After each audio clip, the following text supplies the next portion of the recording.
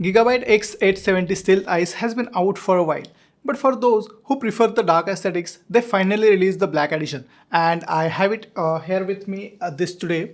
This isn't a full review, just a quick overview of the design, unboxing, and some important things that you need to know before buying one. Hi, this is Akash. Let's get into the unboxing and see what's actually inside.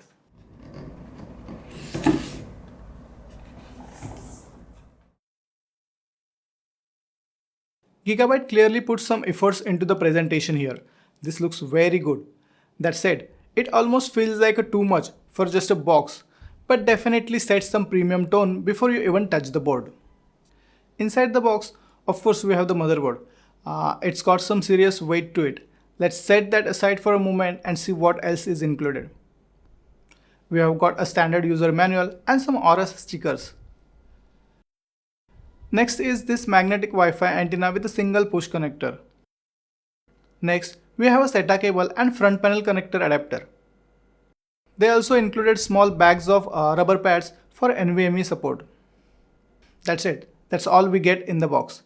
Now let's get back to the board itself.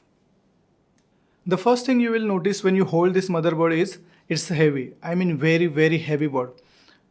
And since it is a SteelSeries board, all the headers and pins are located at the backside of motherboard, as you can see here.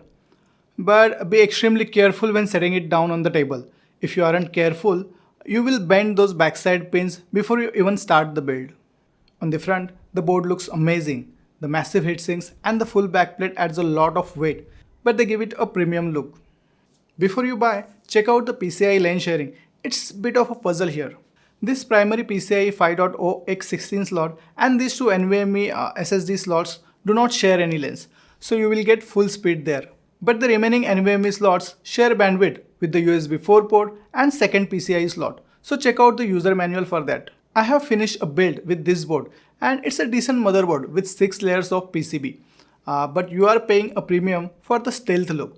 If you don't care about the back connectors, something like MSI Tomahawk X870 offers a better raw value and better lane sharing as well. But you buy this for the aesthetics. Second thing, I noticed the front panel header pins are very thin. In my Lian O11 Mini V2, the cable slid on with almost zero resistance. It works fine, but something to watch out for during assembly. Now let's see how this looks inside a finished system.